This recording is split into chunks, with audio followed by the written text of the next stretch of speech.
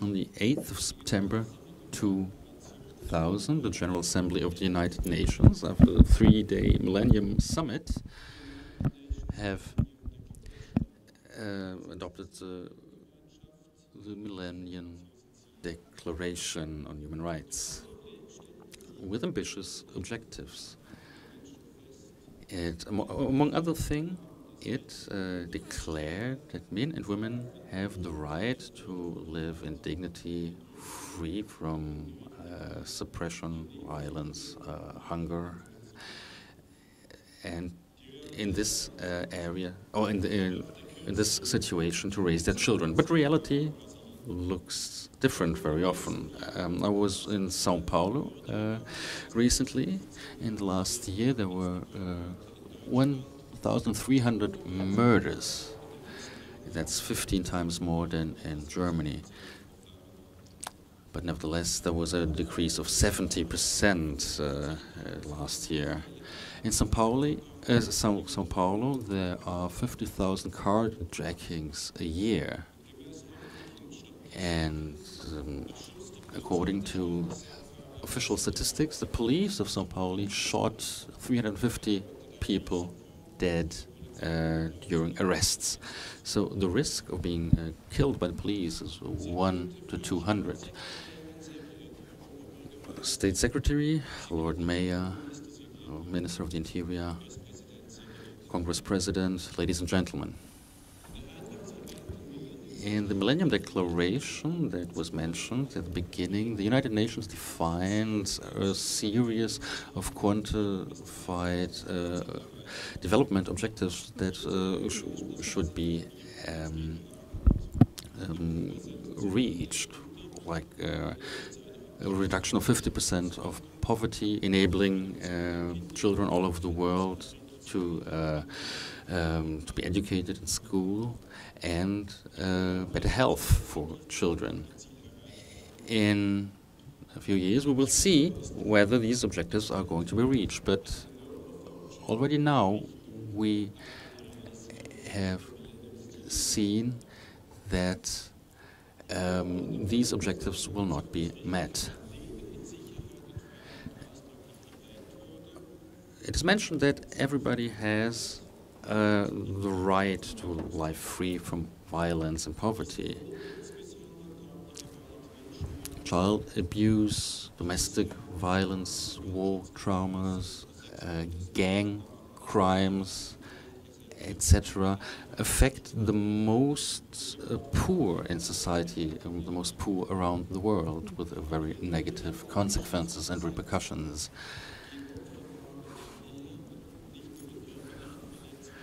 Very often, victims don't suffer only bodily harm, but also the risk of depression, social isolation, and drug addiction. We also know that this kind of violence is dangerous for social development and economic development. So is it possible to have or to set ourselves concrete targets, concrete objectives for crime prevention? Is it possible to reduce worldwide violence by 50%? What should we do in order to reach this target?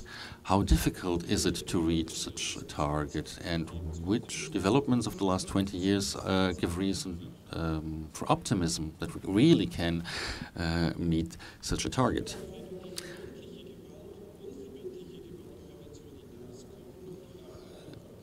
If we start working on concrete measures, if we want to have concrete prevention, then we need measurable target numbers on regional, national, and international level. This has become possible only recently,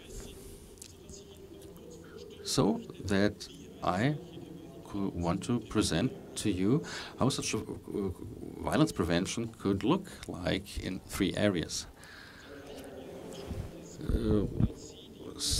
For the last few years, the office of, the UNODC C is gathering figures for crime statistic. For example, per year 500,000 people are victims of murder and manslaughter.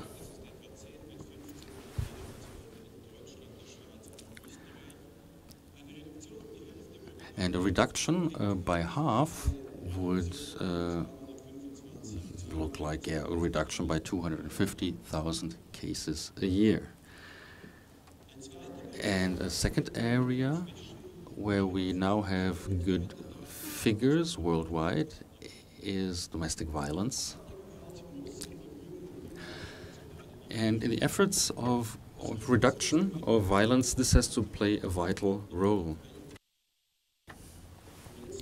Last year, a study by Charlie Watts and Garcia Moreno was published, which summed up worldwide surveys about domestic violence.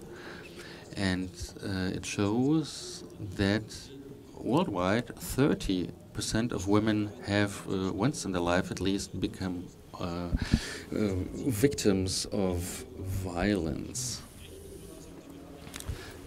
So if we calculate this for the worldwide female population, 750 million women throughout the world have been once a victim of domestic violence. A third kind of violence where we have figures is the victimization, the sexual victimization of children.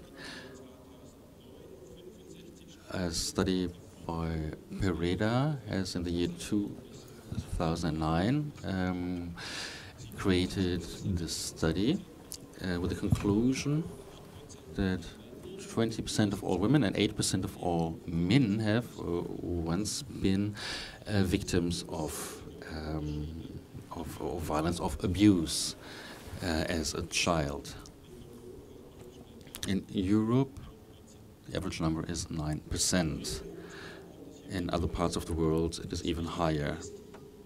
What is important is that today we are in a situation where we can look at such figures, where these figures exist, so that we can see what a reduction by 50% means to us.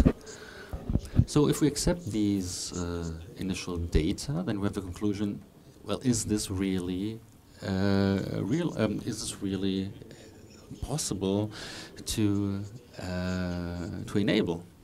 I think that it is realistic, and there are 4 good reasons for that, for a reduction within 35 years. First of all, we are already here. And with this, I mean that for all areas of violence where we have figures, there are already lots of countries where these target values are already met, or the numbers are even inferior. So we have also the means in order to reach these prevention targets. And I am conservative.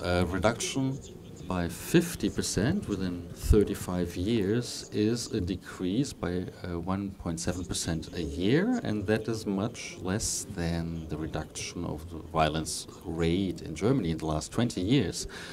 So it means that this is really plausible. And thirdly, we learn quickly. In the last 20 years, we have seen a lot of progress in understanding which forms of prevention make sense. We have better knowledge about what the reasons of violence are, and in the next 10, 20 years, this knowledge will still increase. And we have support. Steven Pinker said a few years ago that globally the tendency to violence has been decreasing worldwide. for several years. Of course, we should not extrapolate this development just as it is into the future, but it is important to keep that in mind, to see that globally the world is becoming better, so to speak, in terms of becoming more non-violent. This development is supported by a global development towards better prevention policies. What is happening here in Germany since 1995, with the first Prevention Congress, is part of a global development that I would like to illustrate briefly. The basis for that was made by, in 1996, by the resolution of the Security Council, where deliberate violence was really declared an official problem, and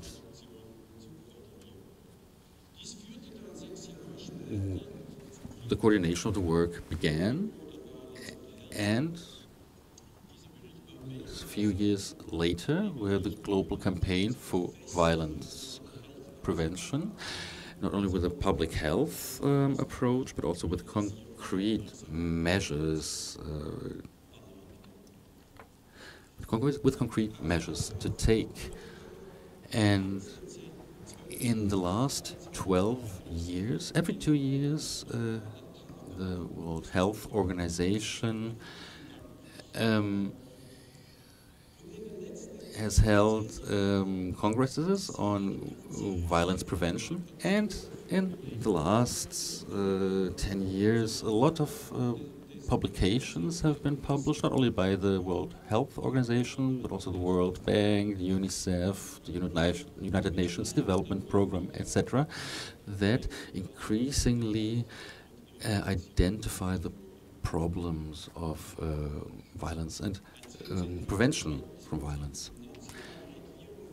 An important step in order to integrate national governments here will be at the end of this year the status report on violence prevention of the World Health Organization. This report will, for the first time, globally identify to which extent countries all around the world have implemented the standards that have been set, and on the basis of this, recommendations will be made to diverse countries around the world. These recommendations are not that important from the German perspective, but in a lot of countries, these recommendations are really held in high esteem, and they influence the national development of crime policies. The Global Plan of Action by the Violence Prevention Alliance 2 years ago. This happened, in Munich. We had a discussion about that, for example, and several targets have been defined. Communication and advocacy have to be intensified. This is one target, and with this, the World Health Organization wants to extend further integration into national policies and international policies. National measure plans have to be developed, etc. There are 6 evidence-based strategies that are now in the center. Evidence-based education of parents. Here we have, for example, a free internet-based parent education program, programs for social competence, change of violence promoting standards and values, reduction of problematic alcohol consumption, reduction of risks of being victims of violence by shotguns. In Cambridge, we will be having a congress in cooperation with the World Health Organization in autumn, where we will be able to discuss the topic of my speech in a more intense way. we will invite several hundreds of international experts and analyze the strategies that we can really suggest internationally so that we can achieve a reduction by 50% in the next 35 years. Of course, I do not know what the results are going to look like, but I would like to present to you some considerations that we have already made. First of all, we need to establish resources in countries with low and medium incomes. I want to show you how big the problem is. This is a world map in which the countries are illustrated in the size proportionally to the volume of violent offenses. Please keep that in mind. And now a map showing how much science is produced by the countries. These are not specific data in connection with crime prevention, but these data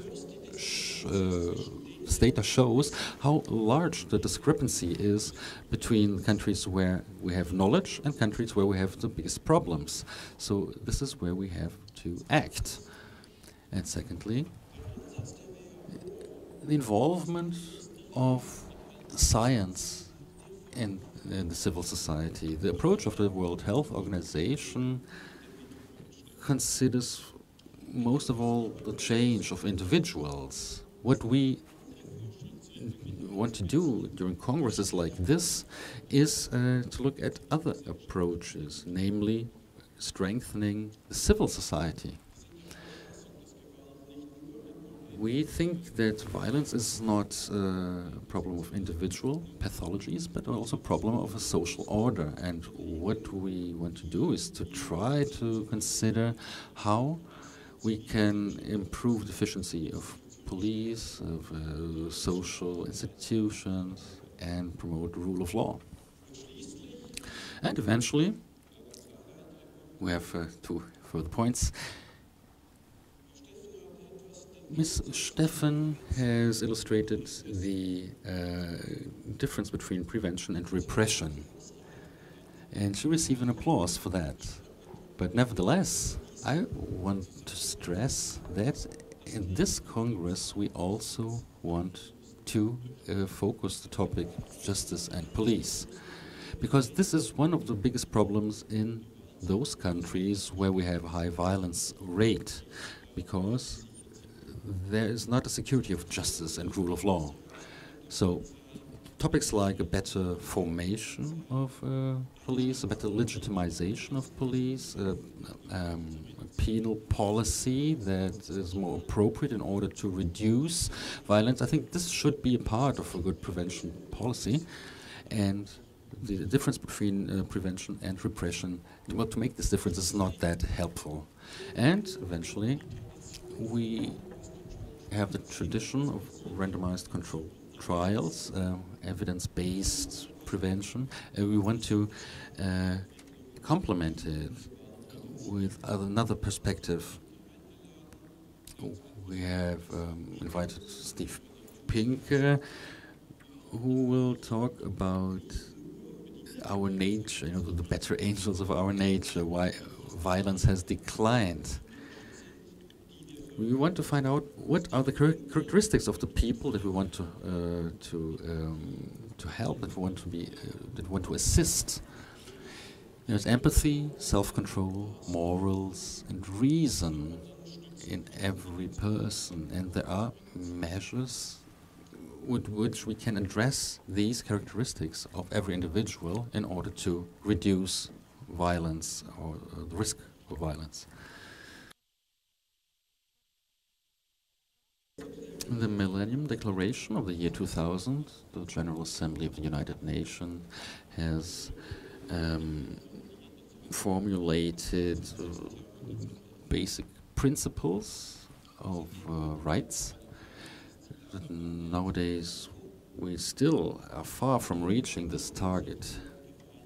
The Millennium Declaration of the UN was nevertheless a great success in lots of sectors. The United Nations have defined development targets, and with that reached a mobilization of all social and political players in a lot of countries. There will be an assessment of the targets next year. We will see what has been reached, which goals have been reached, and where there are still gaps. I personally hope that the world community will also specify similar targets for violence prevention. A reduction by 50% within 35 years would lead to better situations or political economic situations as well in the affected countries. The Prevention Congress are a member of the Prevention Alliance that the World Health Organization supports in its effort to reduce violence globally. So therefore, I would like to give you an incentive. Wouldn't it be a good idea if the German Congress on Crime Prevention would stand behind the idea of naming, of identifying, and setting concrete violence reduction targets? This year, there's a slide missing. Well, this year's priority topic is prevention requires practice, policies, and science. And the suggestion that I want to make would match up very well with this motto. Thank you very much for your attention.